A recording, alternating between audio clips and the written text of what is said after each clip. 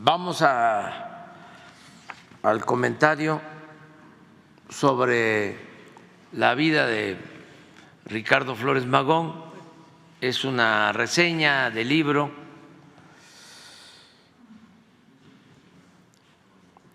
que escribí que se llama Gracias, y es muy importante el que recordemos el hecho de que somos los mexicanos fruto de nuestro pasado cultural y de nuestro pasado histórico, que de ahí viene lo que se conoce como la idiosincrasia de nuestro pueblo, lo que somos los mexicanos.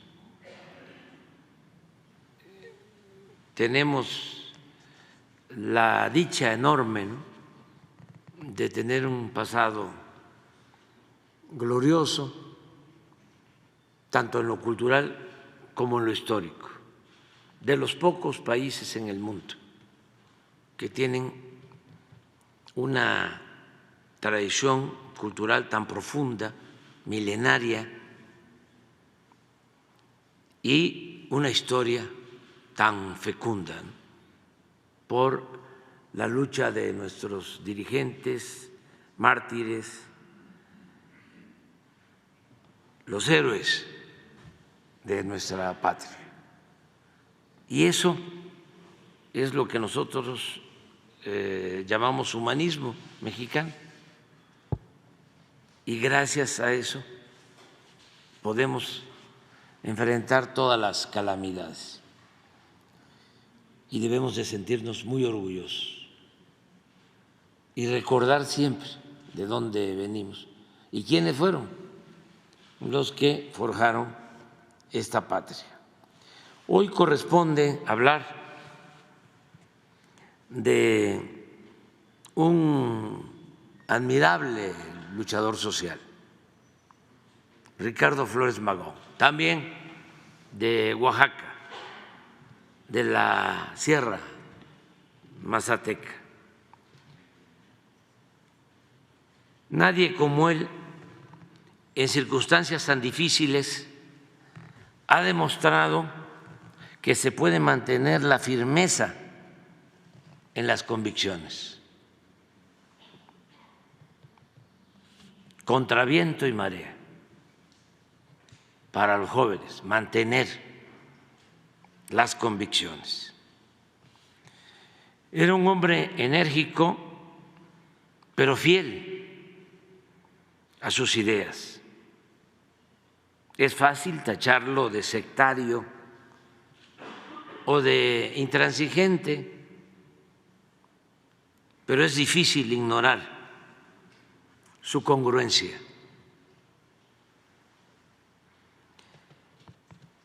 En vísperas de su muerte, desde la cárcel en Estados Unidos, explica a su amigo Nicolás Bernal por qué no puede pedir perdón para ser liberado, como se lo habían sugerido las autoridades estadounidenses, que pidiera perdón para que lo liberaran.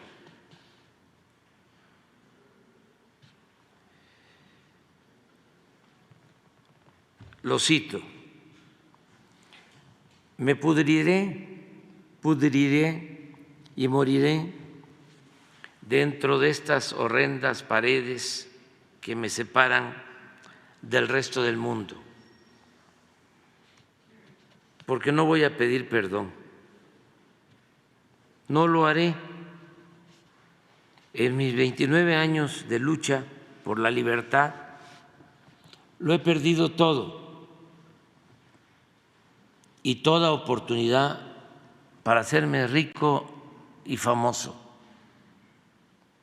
He consumido muchos años de mi vida en las prisiones.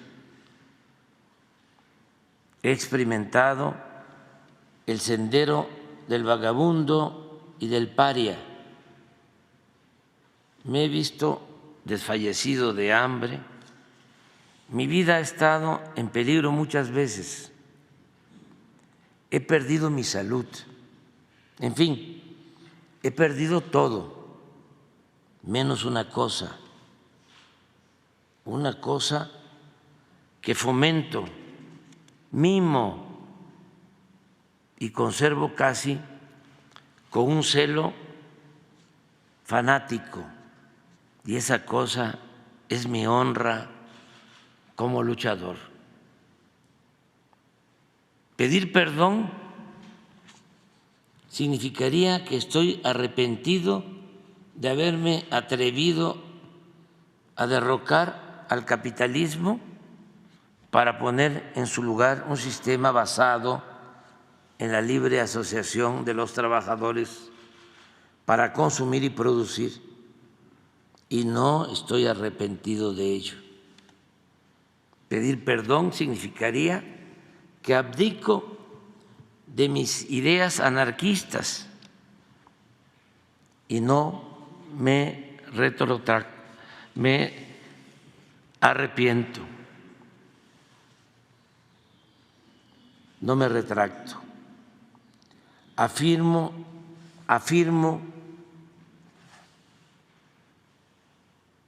que si la especie humana llega alguna vez a gozar de verdadera fraternidad y libertad y justicia social, deberá ser por medio del anarquismo. Así pues, mi querido Nicolás, estoy condenado a la ceguera, a morir en la prisión, mas prefiero esto que volver la espalda a los trabajadores y tener las puertas de la prisión abiertas al precio de mi vergüenza. No sobreviviré a mi cautiverio, pues ya estoy viejo, pero cuando muera, mis amigos quizá inscriban en mi tumba: aquí yace un soñador. Y mis amigos: aquí yace un loco. Pero no habrá nadie que se atreva a estampar esta inscripción: aquí yace un cobarde y traidor a sus ideas. Hasta ahí la cita. En la noche del 20 de noviembre, fíjense la fecha, 20 de noviembre de 1922, a unas horas de dejar la prisión, en virtud de un indulto solicitado por el presidente Álvaro Obregón y concedido por el presidente de ese entonces de Estados Unidos, mientras dormía, unas manos gigantescas a través de los barrotes de la celda lo tomaron por el cuello. Hubo un breve, salvaje enfrentamiento, una lucha, y Ricardo murió estrangulado. Desde luego, el parte oficial fue otro. El director de la cárcel declaró que Ricardo había muerto de un ataque al corazón, incapaz de resistir la alegría de haber sido liberado. Su funeral fue muy parecido al del expresidente Sebastián Lerdo de Tejada. Lerdo de Tejada falleció en Nueva York, en Estados Unidos. Lo había expulsado de la presidencia Porfirio Díaz, lo había expulsado por la fuerza, y Lerdo decidió no regresar. Y en pleno porfiriato fallece y lo traen. Y el pueblo lo reconoce. Igual en el caso de Ricardo. Su cuerpo fue embalsamado en Los Ángeles y la Alianza Ferrocarrilera lo trasladó, los trabajadores ferrocarrileros lo trasladaron hasta la Ciudad de México. En todas las estaciones importantes, Chihuahua, Torreón, Aguascalientes, Querétaro, bajaban el cuerpo. Era, después de todo, una de las escasas oportunidades que tenía el pueblo de rendir homenaje a uno de sus héroes auténticos. Madero, como vamos a ver, fue enterrado clandestinamente por sus asesinos y Huerta prohibió la manifestación de duelo. Villa y Zapata caerían abatidos a traición y se irían a la tumba sin recibir el homenaje al que su grandeza los hizo merecedores. El mismo Carranza sería sepultado de un modo discreto, rodeado de espías y polizontes. Pero Ricardo Flores Magón, después de 25 años de ausencia, porque toda su vida política, su lucha, la hizo en Estados Unidos, volvió a su patria muerto cuando su recuerdo estaba más vivo que nunca. Las mujeres lloraban al paso del féretro. Muchos trabajadores y campesinos llevaban flores y lazos negros. Al llegar a la Ciudad de México fue velado en el salón principal de la Alianza de Ferrocarrileros. Sus restos se encuentran en el Panteón Civil de Dolores, en la Rotonda de las Personas Ilustres, y sus ideales, que esos no mueren, los ideales de los dirigentes permanecen más vivos que nunca. Eso es Ricardo Flores Magón. Mañana vamos a hablar de Francisco I. Madero. Yo tengo que hablar sobre la historia, que es la maestra de la vida, y es lo que nos ayuda a entender mejor el presente, porque no hay texto sin contexto y tampoco se puede saber sobre la realidad de hoy sin conocer el pasado, de dónde venimos. Siempre hay que contextualizar para entender mejor las cosas.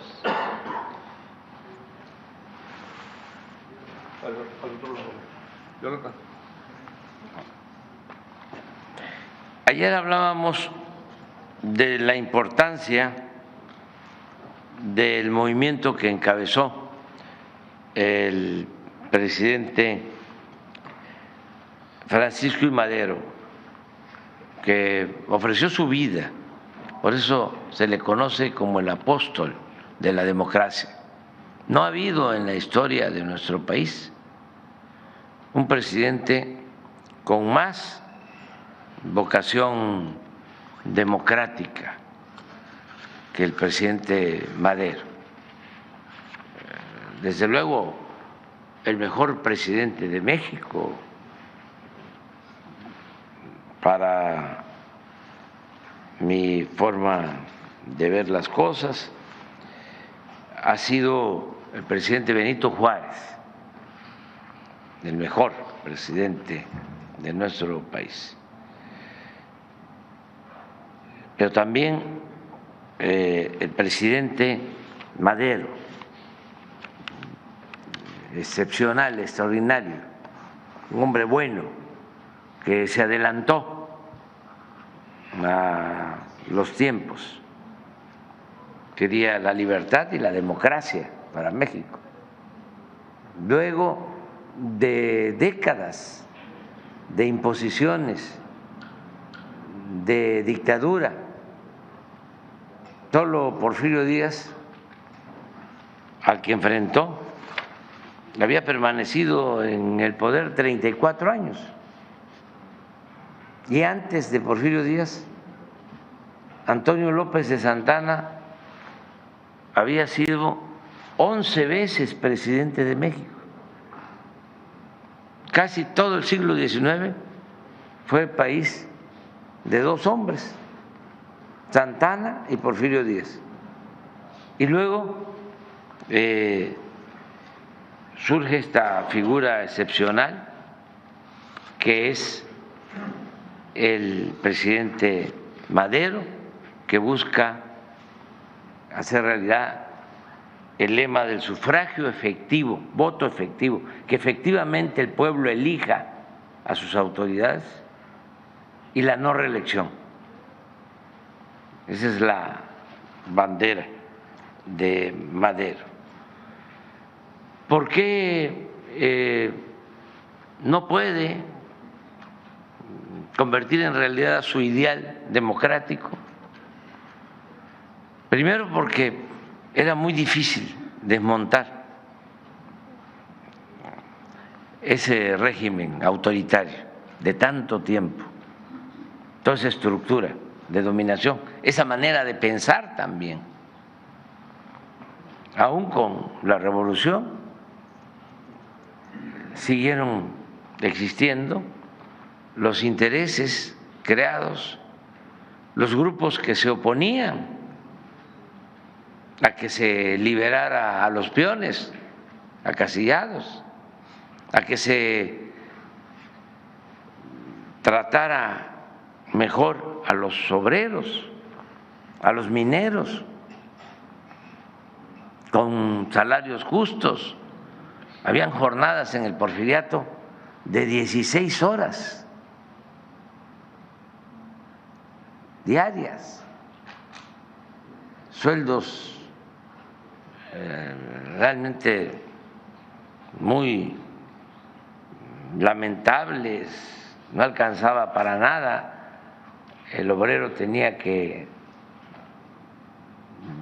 vivir endeudado, las tiendas de raya, no había libertad, no había democracia. Entonces, cambiar eso no era un asunto fácil.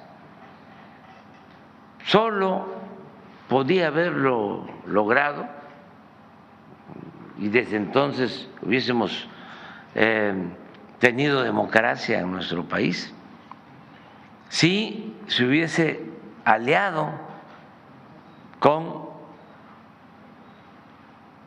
Zapata, que luchaba en el sur para que se respetara el derecho de los campesinos a la tierra. Pero al principio se entendieron, pero luego hubo quienes se dedicaron a dividirlos al grado de que hubo un rompimiento lamentable, porque Madero hubiese convertido su ideal democrático en realidad si se hubiese apoyado en los campesinos. Y así como enarboló la bandera de la libertad y de la democracia, hubiese enarbolado también, junto con los zapatistas, la bandera de la entrega de la tierra a sus verdaderos dueños, a los campesinos. Pero no hubo ese acuerdo y se quedó sin base social y se quedó como en el aire, indefenso, y los integrantes del antiguo régimen, un embajador cuyo nombre es preferible olvidar, del peor embajador que ha habido de Estados Unidos en México, y los oligarcas porfiristas de entonces, la prensa completamente vendida, alquilada a los potentados. Todo eso y la falta de apoyo pues llevó a que los militares dieran un golpe de Estado y asesinaran a este hombre bueno, al presidente y al vicepresidente de México. Tardó 13, 14 meses de presidente, muy poco, pero nos dejó una gran enseñanza.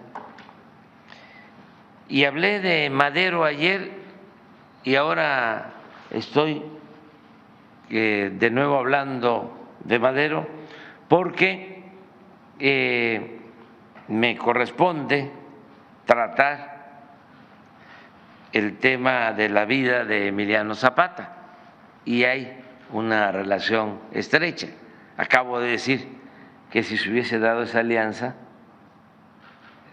otra situación hubiese sucedido, otra fuese la historia.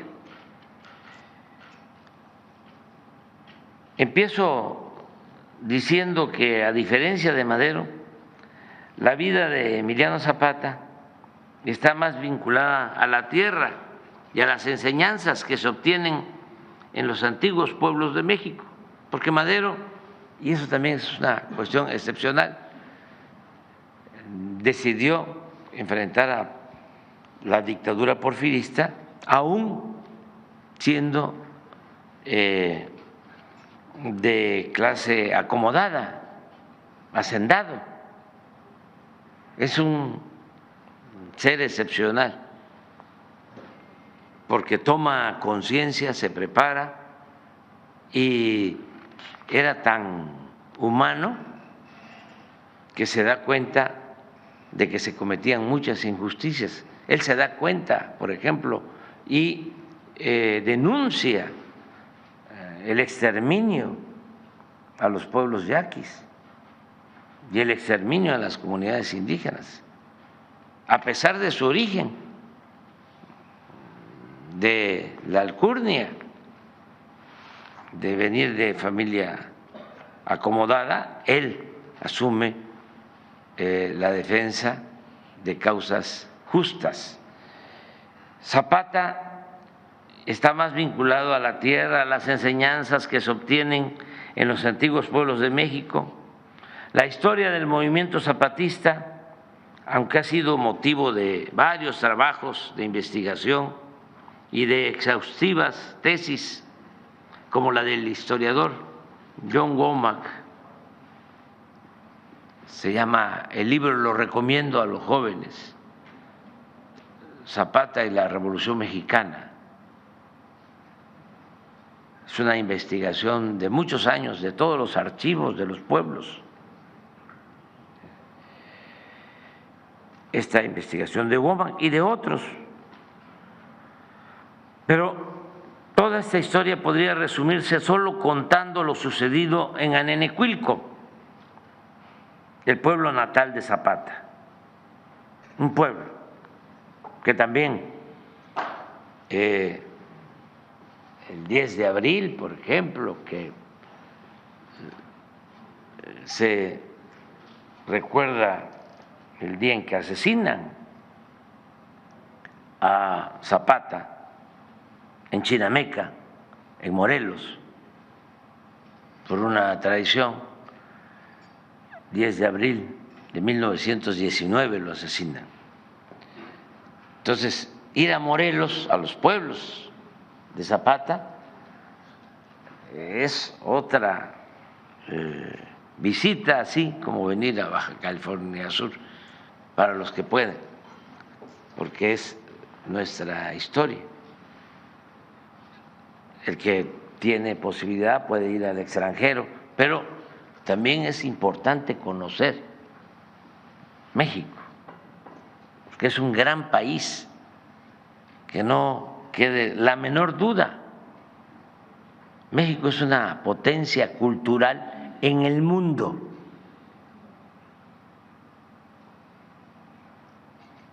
Casi es válido el dicho de que como México no hay dos. Esto para sentirnos muy orgullosos de lo que somos. Bueno, la historia del zapatismo se puede contar con lo sucedido en Anenecuilco, el pueblo natal de Zapata, uno de los muchos pueblos que padecieron la invasión de sus tierras por parte de hacendados porfiristas. Siempre se habla de invasiones y de cómo la gente humilde, pobre, invade para poder tener un terreno y vivir en una casa humilde. Pero en el porfiriato no eran así las invasiones, no eran los pobres los que invadían por necesidad, eran los hacendados que invadían las tierras de las comunidades, de los pueblos,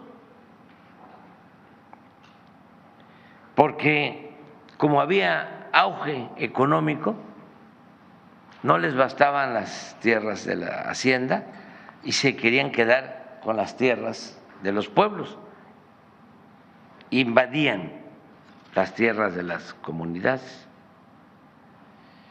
En aquellos tiempos, antes de la Revolución, en Anenecuilco, municipio de Ayala, del estado de Morelos, coexistían siempre en conflicto el pueblo que defendía sus tierras y su libertad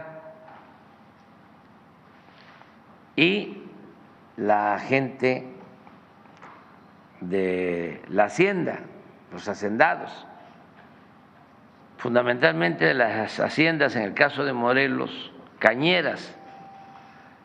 La hacienda que estaba en Anenecuilco se llamaba El Hospital y era la hacienda de una familia Escandón que vivía en la Ciudad de México, muy cercanos a Porfirio Díaz. Estos hacendados, por prepotencia e influyentismo, porque ellos ponían a los gobernadores, los hacendados de Morelos ponían al gobernador, se habían acostumbrado a invadir cada vez más las tierras que desde los tiempos de la colonia pertenecían al pueblo, como se demostraba con títulos y planos de siglos atrás.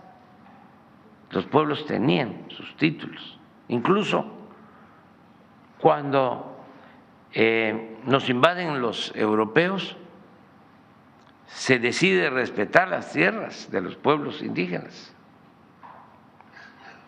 Y hay títulos de ese entonces. Sin embargo, por el auge porfirista, el auge de la producción de caña, necesitaban más tierra y también más brazos, porque al momento de quitarle las tierras, ¿qué iba a hacer el indígena, el campesino? Pues tenía que ir a trabajar de peón a la hacienda. En toda la colonia no creció la población en México, había más habitantes cuando llegaron los europeos que cuando México logró su independencia 3 siglos después. ¿Por qué se diezmó la población? Por las epidemias, sobre todo por la viruela.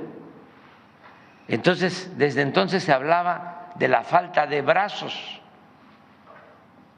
y esto llevó a que desde España se expidieran las famosas leyes de Indias para que al indígena no se le esclavizara y se le considerara como vasallo libre, porque si se le esclavizaba y se le explotaba más, se iba a despoblar completamente lo que hoy es México. Entonces, sin embargo, esto en la práctica pues no se respetaba y siempre se ambicionaban las tierras y los brazos, es decir, la fuerza de trabajo. Entonces, por eso el pleito entre Anenecuilco, el pueblo, y la hacienda del hospital, hasta que llegó el día en que las autoridades de Anenecuilco, cansados de tantos trámites, convocaron una asamblea general para decidir qué hacer. Llamaron a todos los del pueblo. Pues iban a Cuernavaca y como el gobernador era un empleado de los hacendados, los escritos que llevaban pidiendo justicia, el gobernador se los remitía a los hacendados. En una ocasión, el dueño de la hacienda del hospital le contestó al gobernador de manera grosera, ofensiva, expresando, abro comillas, dígales a los de Anenecuilco que si quieren sembrar, que siembren en maceta. Todo esto pasaba en ese entonces y por eso se convocó a esa asamblea fuera de lo normal, extraordinaria, porque la costumbre era que se tocaban las campanas para llamar a las reuniones, a las juntas. En esa ocasión se hizo de boca en boca, en sigilo, para tomar una decisión muy importante, una decisión trascendente. Se reunieron e informaron los representantes mayores, que eran los que hacían los trámites. Le dijeron al pueblo, abro comillas, ya no podemos, necesitamos sangre nueva, necesitamos otra directiva con jóvenes. Y ahí en esa asamblea se eligió a un joven como representante del pueblo, a Emiliano Zapata, que hablaba poco, lo único que dijo fue, ¿me van a apoyar?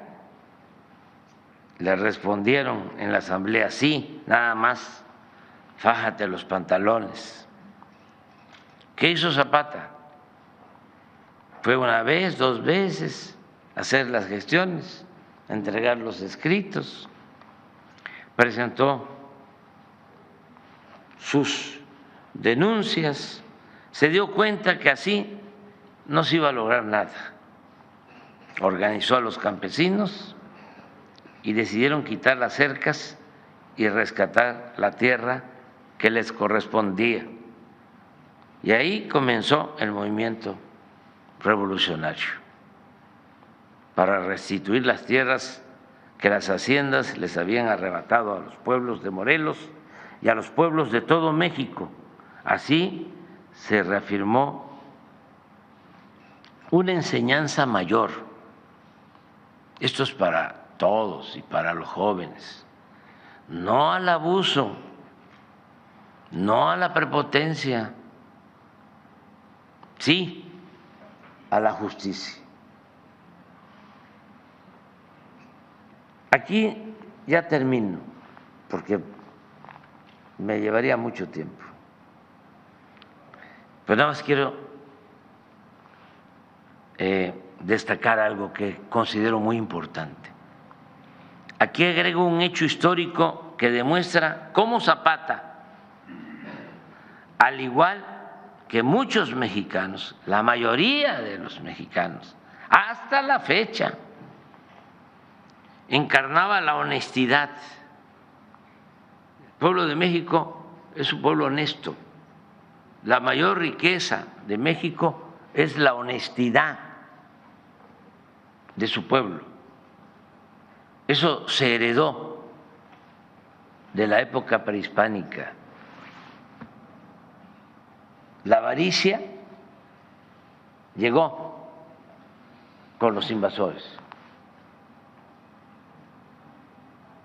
La honestidad se practicaba, es parte de nuestra idiosincrasia. Se practicaba de tiempo atrás en nuestro país, se sigue practicando. Resulta, y esa es la anécdota, que al inicio de la revolución, Zapata y Madero no solo fueron aliados, sino buenos amigos. Y algo que, como ya dije, se arruinó relativamente pronto por la insidia, la mala fe y los intereses de políticos y militares del antiguo régimen, quienes terminaron por imponer su máxima de que Madero, decían los que no estaban de acuerdo con la unidad de Madero y de Zapata, decían, Madero no debía parlamentar con bandidos. Y ellos consideraban a Zapata un bandido. Y terminaron logrando esa separación, muy lamentable, porque, ya lo dije, lo repito, dejaron a Madero sin base social y en los brazos de los militares golpistas del régimen de Porfirio Díaz, que le quitaron la vida.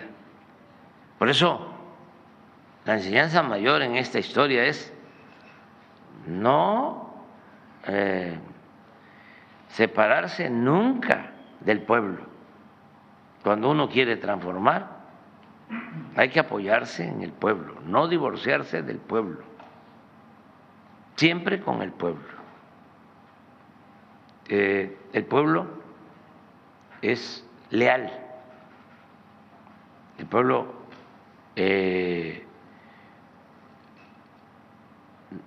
no es como piensan algunos, malagradecido, no. Se puede uno confiar, apoyar en el pueblo, confiar en el pueblo.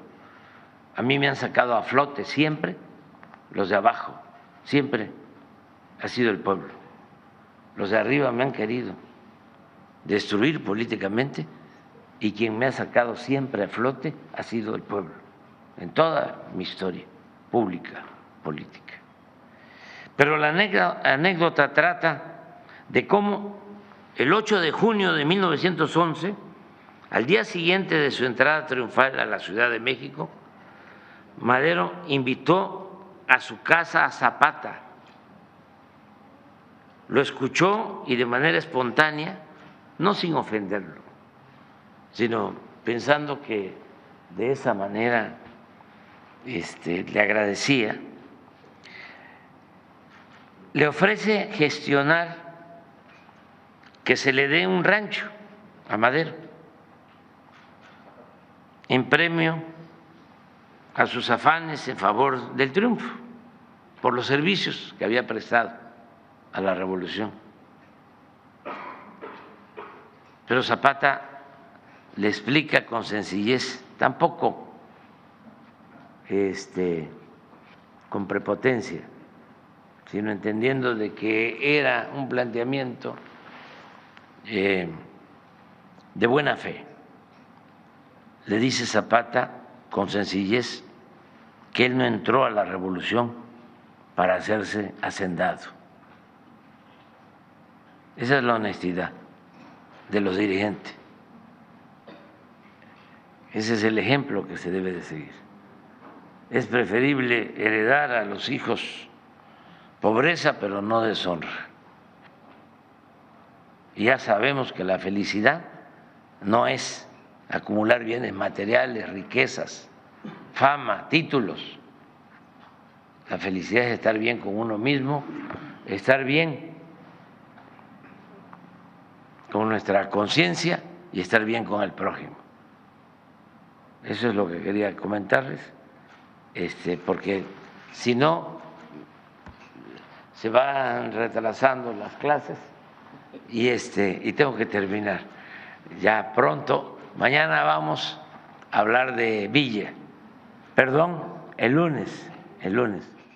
Vamos a leer lo relacionado con la vida de un revolucionario conocido como el revolucionario del pueblo, Francisco Villa. Tiene que ver con lo escrito en el libro Gracias, con la idea de reconocer lo que ha sido nuestro pasado, la herencia de las culturas de México, sobre todo las culturas que florecieron en la época prehispánica, esas culturas o civilizaciones olvidadas, ocultas, que nos han aportado tanto para poder tener una forma de pensar, una manera de ser, costumbres, tradiciones que en la actualidad nos protegen ante cualquier calamidad. Son tradiciones, costumbres que se han heredado de generación en generación y eso nos da una identidad, una idiosincrasia y México es una potencia cultural en el mundo y gracias a eso enfrentamos todos los males y siempre salimos adelante, siempre nos volvemos a poner de pie, pero eso nos ha ayudado mucho, esa idiosincrasia, y nos ayuda mucho también, que es lo que complementa a esa tradición, a esa grandeza cultural, nuestra historia política, que es excepcional, muy fecunda. Los héroes de nuestra patria, luchadores sociales, quienes en otro tiempo lucharon por la libertad, por la justicia, por la democracia, por la soberanía, y son también muy pocos los países en el mundo que tienen la historia política de México. Esto es lo que nos protege, es nuestro escudo y es lo que nos dice por dónde debemos ir. Quien no sabe de dónde viene, difícilmente va a saber hacia dónde va. Y esto explica bastante, mucho, el porqué de las políticas de nuestro gobierno. ¿En qué nos inspiramos? Desde luego, recogemos lo mejor de lo universal, pero nos nutrimos fundamentalmente de nuestra historia. Y aquí están las mayores enseñanzas. Después de que asesinan a Madero y al vicepresidente Pino Suárez, como sabemos, se desata con mayor fuerza el movimiento revolucionario. Y de ese fuego revolucionario surge el famoso e intrépido guerrillero Francisco Villa, quien había nacido en San Juan del Río, Durango, en un lugar ahora conocido como La Coyotada. Ahora se conoce como La Coyotada. Desde su infancia y adolescencia padeció de las infamias cometidas por los hacendados de la época. Incluso se habla de ofensas a sus familias, a su familia de manera directa, un agravio, un abuso de un hacendado a una mujer cercana a Villa. Eso lo llevó a la rebeldía contra hacendados y contra el régimen porfirista. Su primera aparición de importancia en la revolución se registra cuando secundó a Francisco I. Madero junto con Pascual Orozco para triunfar en la célebre batalla de Ciudad Juárez. Esa es la batalla que conduce a la renuncia de Porfirio Díaz y al inicio del derrumbe del régimen dictatorial. Más tarde, cuando Pascual Orozco traiciona al presidente Madero, ya estando en la presidencia Madero, Orozco se rebela. El presidente Madero enfrenta muchas rebeliones en su gobierno. Una de ellas es la de Orozco, y esto lo lleva al presidente Madero a enfrentar esa rebelión de Orozco en Chihuahua contra su gobierno. Villa en ese entonces participa bajo las órdenes de Victoriano Huerta, fíjense, para sofocar la rebelión en Chihuahua, la rebelión de Orozco.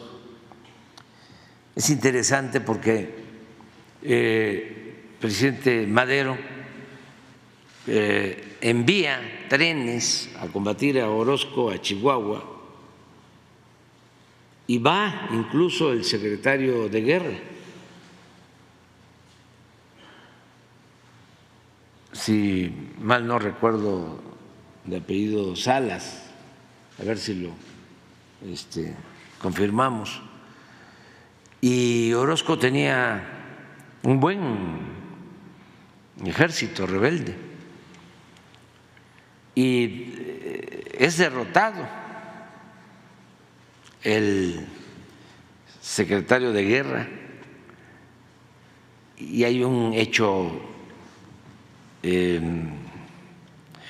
muy lamentable, muy fuerte, porque Orozco hace estallar con dinamita trenes de el ejército maderista y mueren muchos soldados.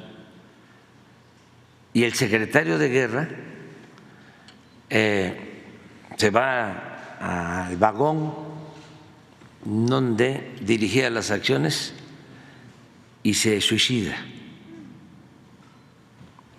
Entonces, ante esa situación,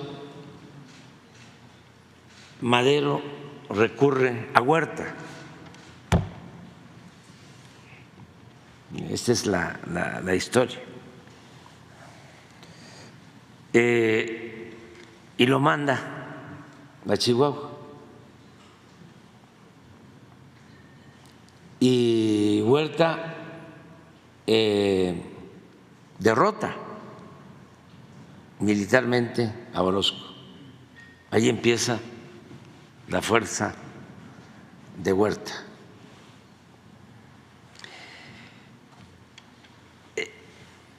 Villa colabora con Huerta enfrentando a Orozco y es entonces cuando surgen las diferencias de Pancho Villa con Victoriano Huerta. Desde entonces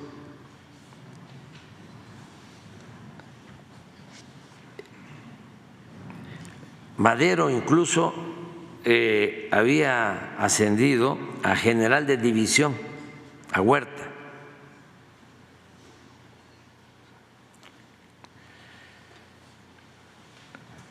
Como resultado de esa rivalidad, el 4 de junio, Huerta acusa a Villa de insubordinación y notifica a Madero que ha ordenado su fusilamiento.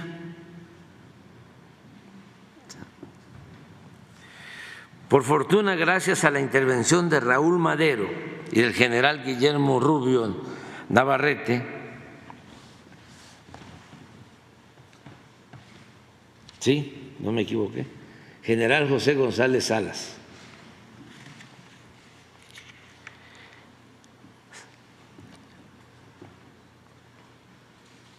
se dispuso que le enviara como prisionero a la Ciudad de México. O sea, le dijeron a Huerta, no lo fusiles, mándalo como prisionero a la Ciudad de México. Alfonso Taracena sostiene, ese gran historiador, que al día siguiente de la llegada de Villa a la capital del país, recibió en la cárcel de Tlatelolco la visita de Juan Sánchez Azcona, secretario particular del presidente Madero, quien lo llevó al castillo de Chapultepec para que se entrevistara con Madero. Esto es entre comillas porque es la versión de Taracena. Meses más tarde, el 29 de diciembre de 1912, Villa escapa de esa prisión militar, dice Taracena, en un automóvil que lo conduce fuera de la ciudad. Va vestido con sombrero de bola, rasurado el bigote y envuelto en capa española. El escritor y revolucionario costarricense excepcional Rogelio Fernández Güell, que acompañó a Madero en la lucha por la democracia en México, siendo costarricense, escribe sobre este episodio lo siguiente, lo cito: Madero no podía poner en libertad a Villa por consideración al jefe de la campaña del norte, es decir, a Huerta, ni podía dejarlo en poder de Huerta, por temor de que le fusilara. Así ordenó que el preso fuera conducido a México e internado en la prisión de Santiago. En el texto original de Fernández Güell aparece a pie de página lo siguiente: ¿qué pensamientos más sombríos debieron agitar el alma de Villa cuando penetró en las oscuras bóvedas y sintió tras sí cerrarse como una losa la pesada puerta de la prisión? Sobre el escritorio del presidente Madero, dice Fernández Güell, vi una vez una carta escrita en toscos y gruesos caracteres.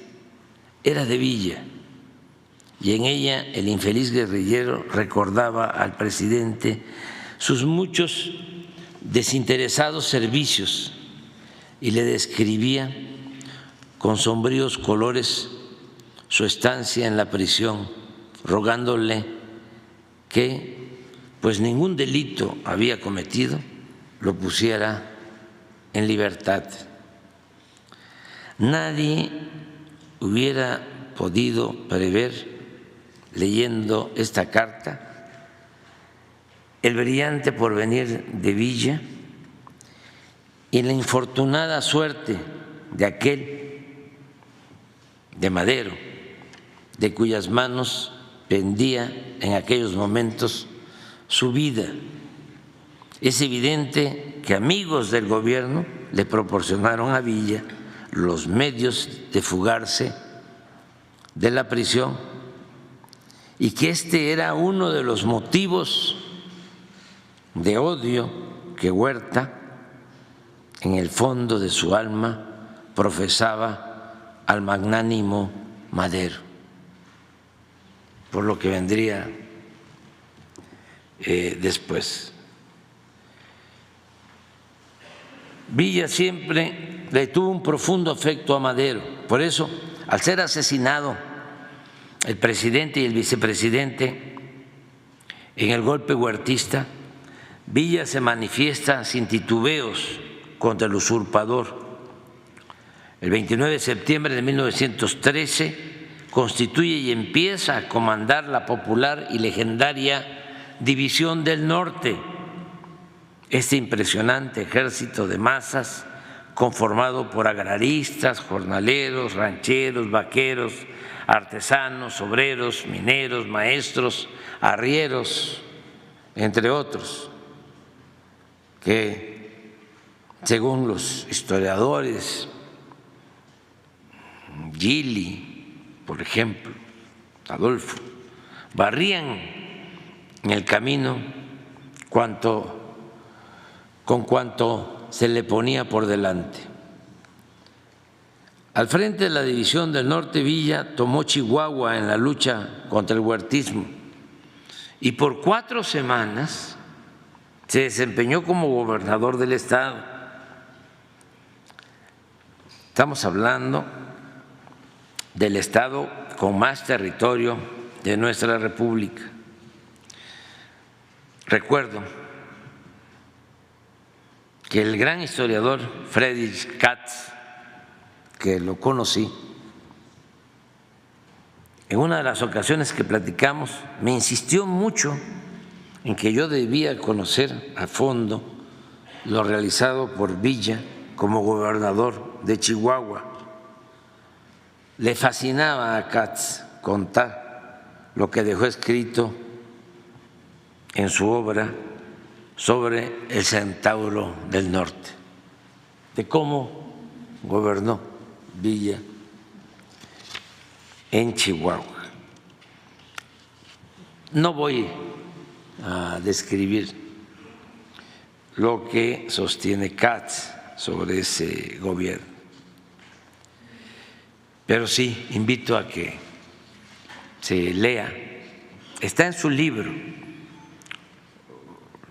de Katz, es para mí el mejor libro escrito sobre Villa, los tomos de Friedrich Katz, gran historiador, de lo mejor.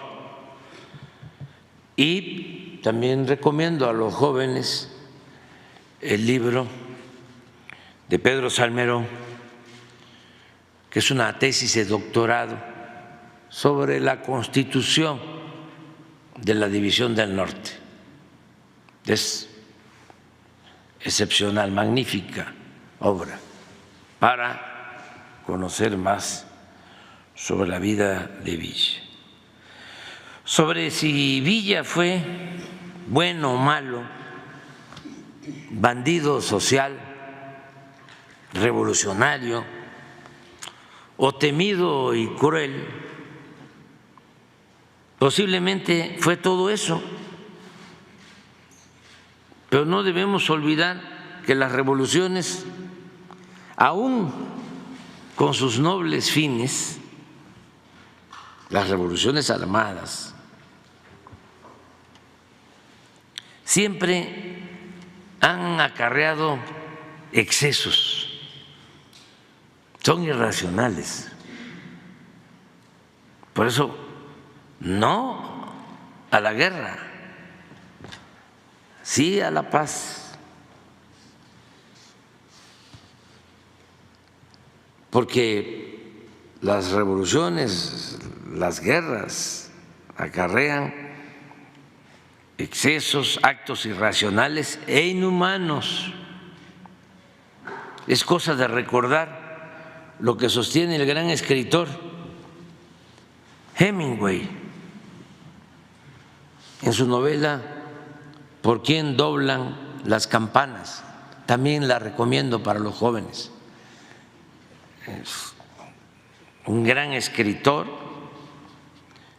Hemingway, premio Nobel de literatura, y esta es una gran novela sobre la Guerra Civil Española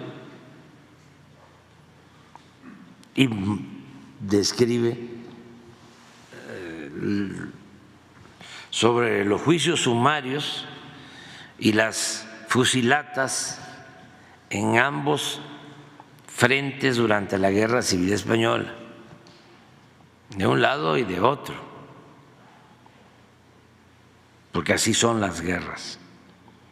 Por ejemplo, para imaginar cómo eran los enfrentamientos entre los revolucionarios mexicanos, entre los propios revolucionarios mexicanos, basta leer la sentencia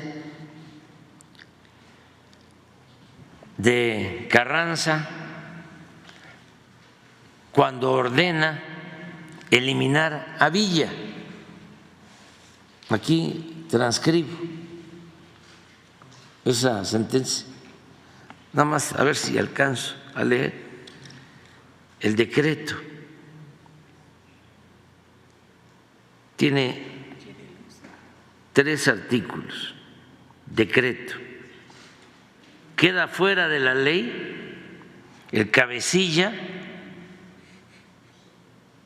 reaccionario, ex general Francisco Villa. Este es Carranza. Artículo 2. Quedan fuera de la ley los cabecillas revolucionarios, reaccionarios, ex general Rafael Castro y ex coronel Table López. Artículo 3. Cualquier ciudadano de la República puede aprehender a los cabecillas Francisco Villa, Rafael Castro y Pablo López y ejecutarles sin formación de causa,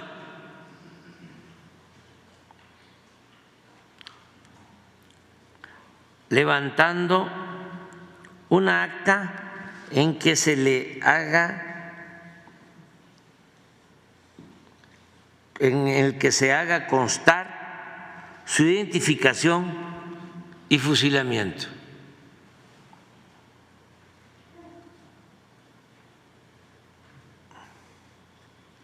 Constitución y Reforma, dado en la ciudad de Querétaro, a los 14 días del mes de enero de 1916.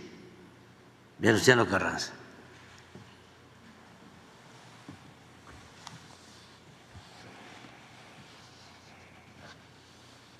Por cierto, este juicio sumario ocurre 2 meses antes de que el Centauro del Norte tomara por asalto Columbus, Estados Unidos.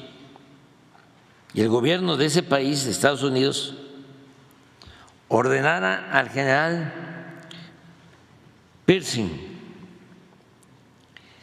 que lo persiguiera con su tropa por todo el territorio mexicano, a Villa.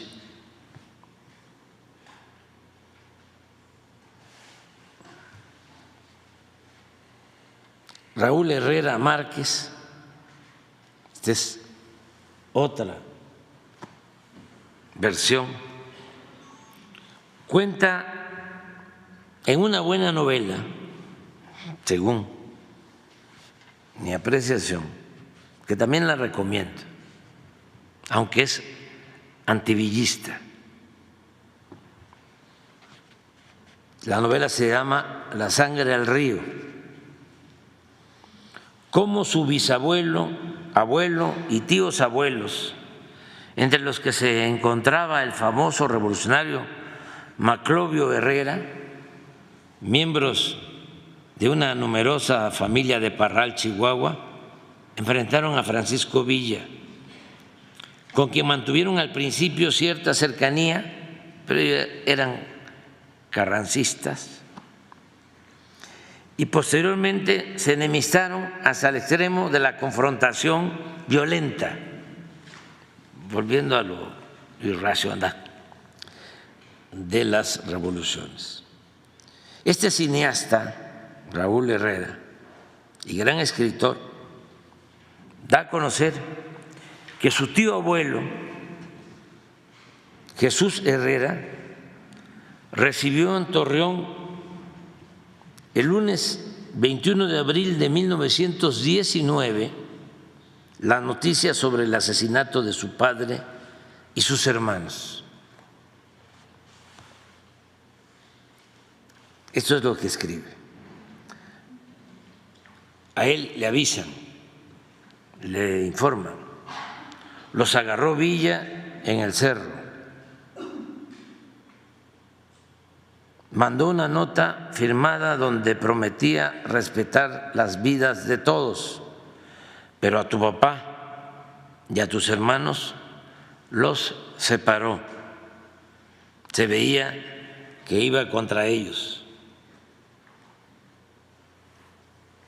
Y dice él, hijo de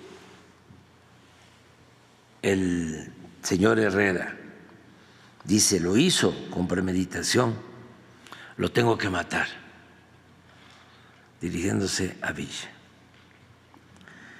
Le siguen contando, a tu papá le echó el caballo encima y lo arrastró, dice el hijo, a mi bendito padre anciano lo tengo que matar, a Villa. Ahí en el cerro los mandó amarrar a punta de mentadas, los bajaron y se los llevaron a encerrar. Lo hizo con alevosía, dice el hijo, lo tengo que matar. Hoy temprano se los llevó a pie hasta el panteón. Los tres estuvieron muy enteros hasta lo último. En ningún momento se les notó que se quebraran. Junto al Panteón Villa se bajó de su caballo y tu papá le echó en cara su cobardía. Lo retó a desatarlos y a batirse en duelo. Le dijo: con cualquiera de mis hijos o conmigo, que estoy viejo. En vez de contestarle, Villa intentó que tus hermanos dejaran solo a su padre. Le dijo: ustedes dos váyanse. Se enojó porque ellos le contestaron que le cambiaban sus vidas por la de tu padre. Entonces le gritó al asesino ese que le dicen el Ruñis: Carmen, tráeme un bote de petróleo. Hijo, es un insulto que no puedo repetir aquí, lo voy a matar. Y así va narrando hasta que se da el asesinato. Pero la otra escena que deja al descubierto algo casi desconocido de este escritor sobre este tema se refiere a la autoría intelectual del asesinato de Villa. ¿Quiénes fueron los que lo ejecutaron y los autores intelectuales? Por eso es muy interesante este libro. Y cuenta una entrevista de este hijo de los Herrera, el último que quedaba, con Álvaro Obregón, aquí en Palacio. Mi general, le vengo a informar que voy a matar a Francisco Villa. Un ligero sobresalto en la mirada del presidente Álvaro Obregón delata su sorpresa. Después de intercambiar con él palabras insustanciales acerca del clima y la economía en Torreón, desde donde viajó a la Ciudad de México Jesús Herrera, se ha dejado de rodeos. Las puertas del Palacio Nacional se abrieron para él gracias a la cercanía que sus hermanos, los difuntos generales Luis y Manclovio Herrera, tuvieron con Obregón. El presidente mantiene una expresión serena, solo traicionada por la pérdida de la sonrisa, por su silencio y por el tamborileo de sus dedos sobre unos documentos que descansan en el escritorio. No le vengo a pedir permiso, general, continúa Jesús, sin dejarse intimidar por el silencio y la actitud inquisitiva del presidente. Le vengo a avisar. Esa fiera se ha enseñado con mi familia. De los hombres solo quedo yo y ha intentado matarme. Hace apenas unos días me mandó 2 asesinos a Torreón. Gracias a Dios, un pariente lejano que andaba en Canutillo por negocios se dio cuenta de los movimientos y me previno. La policía agarró a los matones cuando entraban armados en mis oficinas. Llevaban mi nombre anotado. Mi general, usted conoce a Villa, tan bien como yo, no va a parar hasta verme muerto. Y es muy capaz de seguirse con las mujeres y los niños.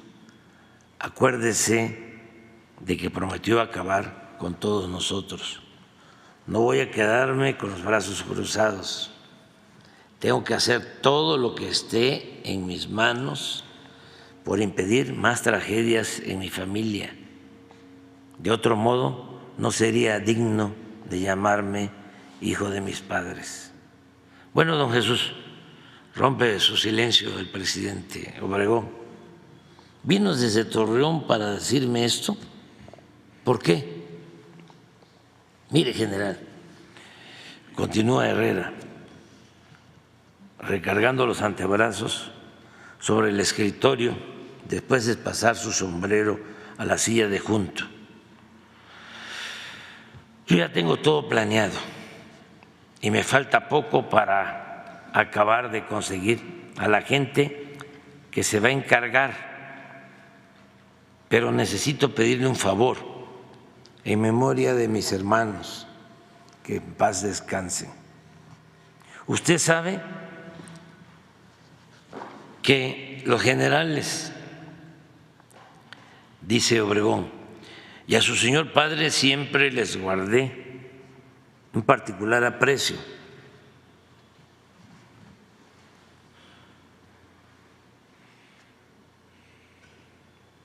Como le digo, tengo todo preparado, prosigue Herrera, pero necesito asegurarme de que mi gente pueda actuar con libertad.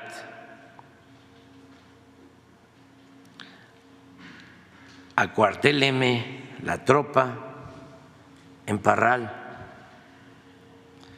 o si se puede, mándela fuera de la ciudad. También le quiero pedir inmunidad. No soy el único que tiene interés en este asunto, hay muchos que participamos.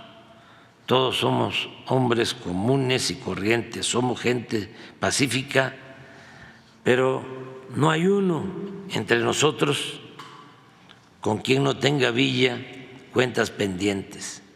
Al que no lo ha tratado de asesinar, le ha matado familiares o lo ha despojado. Todos vivimos bajo amenaza. En esto hay mucho de defensa propia. No sería justo que saliéramos perjudicados por protegernos. Mire, don Jesús, expresa por fin Obregón, a este país lo que le urge es pacificarse. El gobierno no quiere participar en más actos de violencia.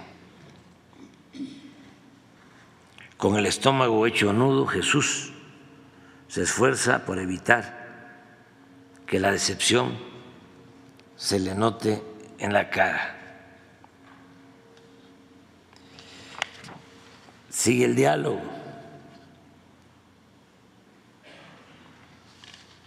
Al final del diálogo, Obregón se pone de pie, rodea su escritorio y se dirige lentamente a la puerta en señal de que la entrevista ha terminado.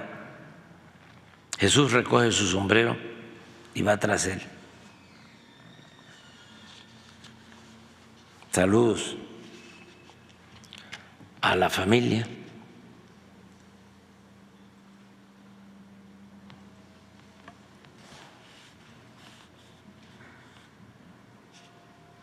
Y dice Obregón, mi promesa de entonces fue auténtica. Concluye, la promesa era de que se iban a proteger las familias unos con otros. En lo que esté a mi alcance, ni usted ni a los suyos le va a pasar nada, le dice Obregón. Jesús siente el golpeteo acelerado de su corazón, más claro ni el agua. le agradezco mucho su compromiso, mi general. Por allá en Torreón, le dice Obregón, lo va a buscar un hombre de mis confianzas. Por conducto de él, manténgame informado de sus negocios, de sus necesidades, en fin, de todas sus actividades, de sus planes. 26 de marzo de 1923, es un hecho. Jesús Herrera tiene el camino abierto para acabar con Villa. Aquí subrayo que todas las guerras son irracionales, insisto, y crueles. Y aunque no siempre las revoluciones han sido deseadas por los dirigentes, no siempre. Hidalgo no quería la revolución. Juárez también era pacifista. Madero era como un santo cívico, sino que obedecen las revoluciones a una serie de complejas circunstancias. Nosotros debemos de agradecer a la vida el poder transformar con intensidad y hondura, y agradecerle también a nuestros adversarios, sin que se haya desatado la odiosa violencia.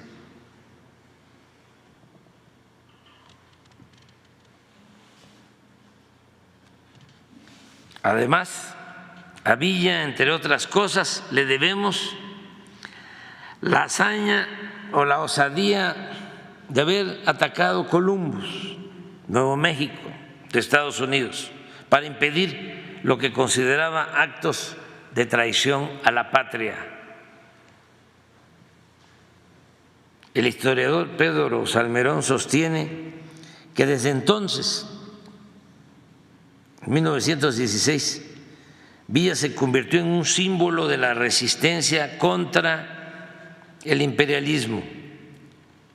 Un ejército estadounidense entró a México para cazar a Villa. Nunca pudieron agarrarlo.